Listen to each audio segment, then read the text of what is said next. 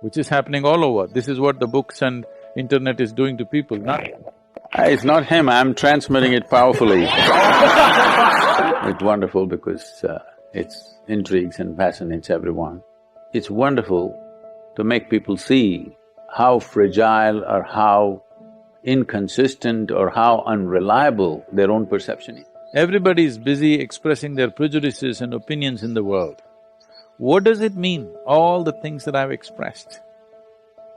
It means nothing. Because what you do with your consciousness does not die when the physical dies. Magic tricks are always exciting and surprising. What is this magic exactly? How does the magician do these stunts? While addressing a gathering, Sadhguru interacts with a magician, Collins Key, where both illustrate what the magic stunts are based on and how much of it is related to life. Take a look.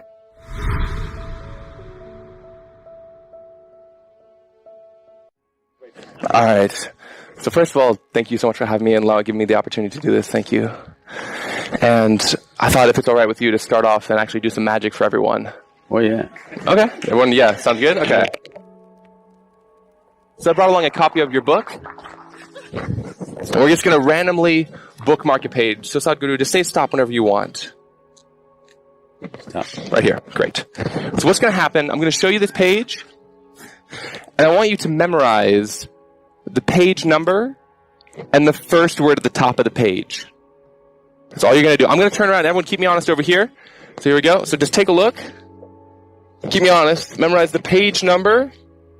You got it? And the first word. All right. Perfect. So this is where it gets really fun. We're going to do something called visualization, which I'm sure everyone here kind of knows what that is. So what's going to happen is, again, we're going to do a little exercise, because I believe that if you can visualize something strongly enough in your mind, we can do some fun stuff. So we're just going to go for the page number. And this is happening with the guru right here. So this is, I'm sure, going to be pretty profound. So let's just try this. We're going to go for the page number. So I'm going to close my eyes. And in your mind, I want you to visualize the first number of the page number. Just visualize sending that to me. Do that right now.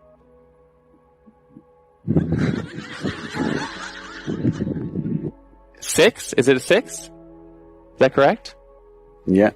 Okay. Thank you, yeah. We'll go for the next one. So I'm going to close my eyes again. If you can visualize now the last number. Yeah. I think I got it. I think the page number you're thinking of is 68. Is that correct? Is that it? Yeah. All right. It's not him, I'm transmitting it powerfully.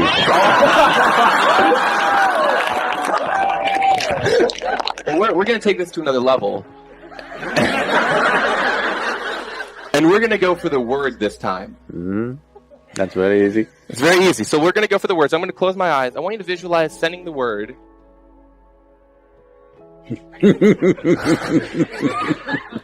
I've got to say, it's amazing to have a little bit of an insight into your mind right now. This is actually pretty crazy.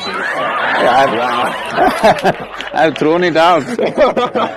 All right, so let's go for the word. Think about the word. And it has to do with it has to do with a thing, but it's not a specific thing. It's of course something. Yeah. It could be many things. It's something. That's the word, something. Is that correct? I already said it. Thank you for participating. That was fun.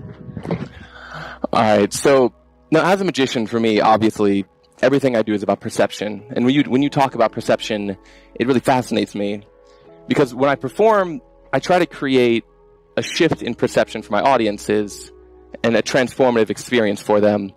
And so my question to you right now is, what is, to you, the practical difference between perception and reality? The word perception is used in social transaction as my perception versus your perception. That means my distortion versus your distortion. The word perception is not supposed to have anything to do with a particular individual. Perception means to be able to grasp what's there the way it is. If reality enters you without distortion, that's proper perception. Rest is distortion. So, in a way, what you're doing is to be able to effectively distort their perception. Mine too.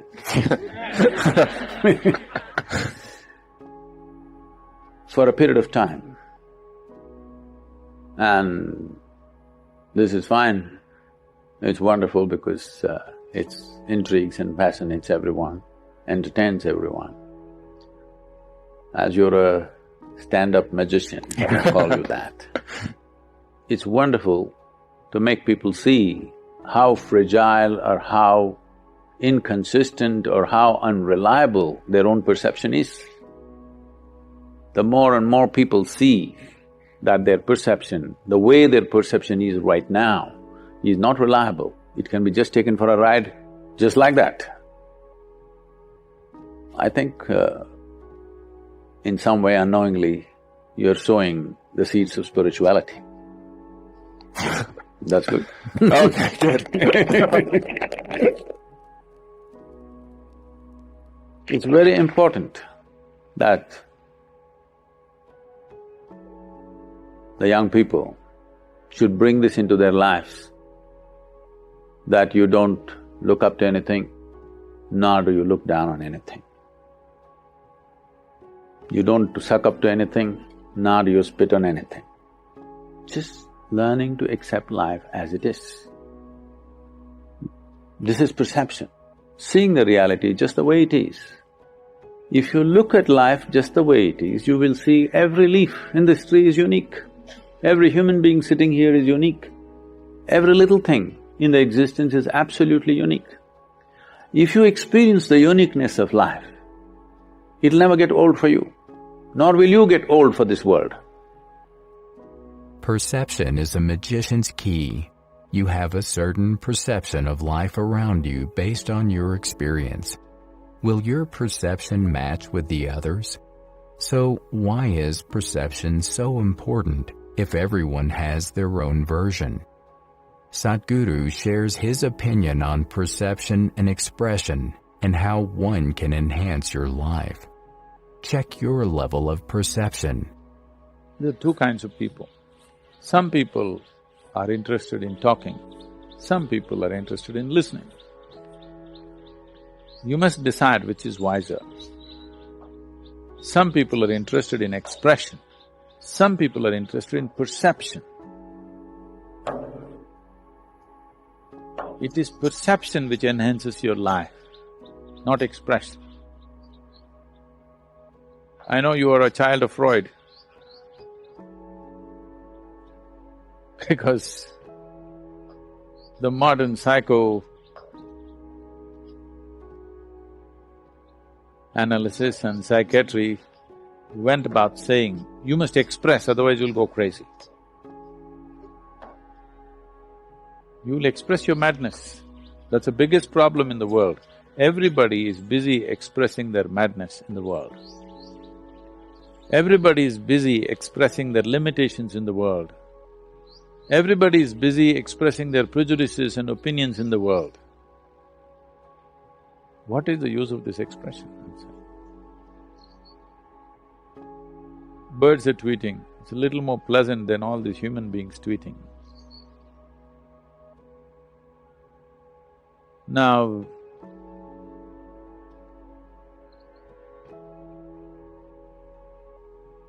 expression is like an expanse of life, you're expanding it.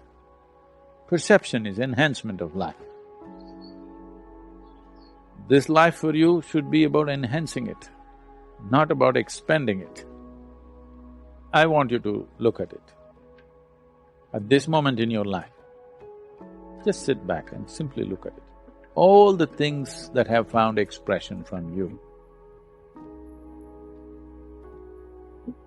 Take away the social context, just look at it as life.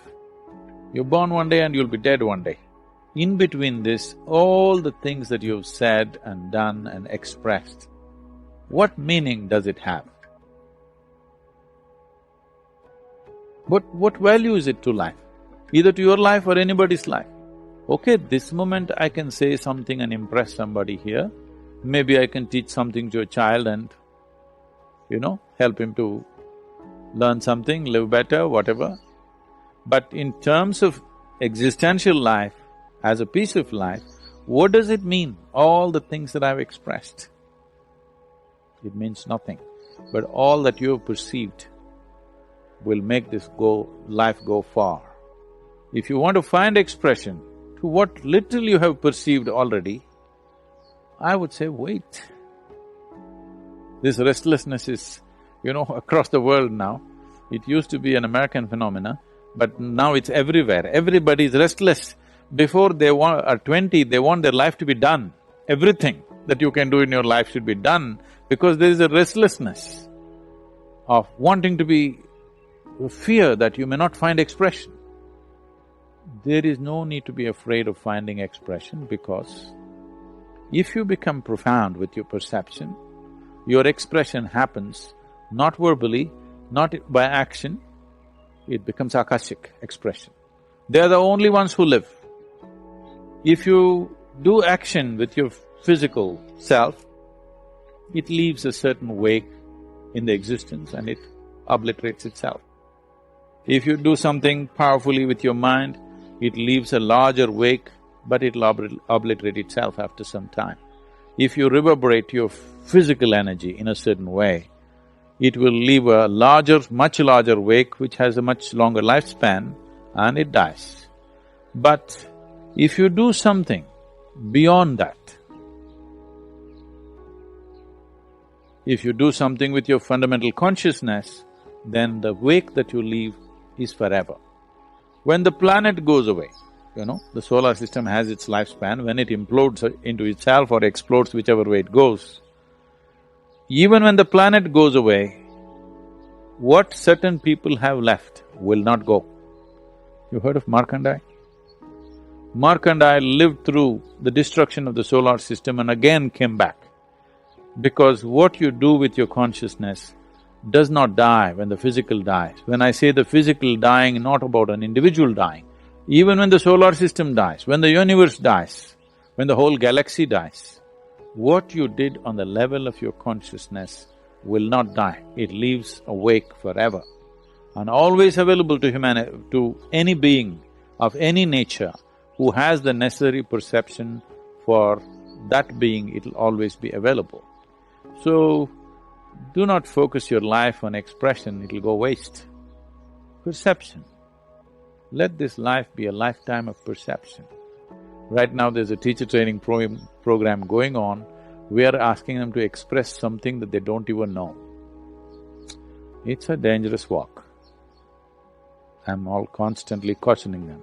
A teacher must be alert, otherwise ignorance will take on an enlightened form, which is very, very dangerous, which is happening all over. This is what the books and internet is doing to people. Not knowing anything, you know everything, okay? So, one of the most important things if you want to build your akashic self with some strength and presence in your life, one thing is, why people go into silence for years is no expression, only perception. Because what can you express? Let's hear what the creation and the source of creation has to say. We have to listen, we have to perceive, not express. If we want to make it expression-oriented, we can easily do that. But people start finding expression to all kinds of limitations that they have. The limitations that you have, it's best they don't find expression because it pollutes everything around you. I'm not saying that you are going to spread bad thoughts or bad emotions, bad energy, no. Limitedness is the biggest poison. It is not that you have to do something negative.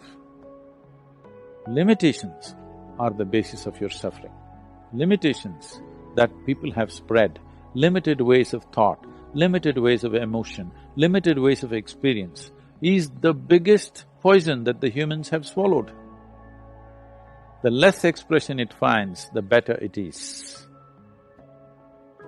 If it finds no expression, it's great, because what you need to perceive is a zillion times larger than what you could ever express. What you understand, you express. When your level of understanding is low, your expression will also be low. Focus on the way you understand even the little things around you. Once you do this, you will not have a moment to waste. Click on the video shown to see more from us. What would you like to see in the next video? Share your thoughts in the comments section.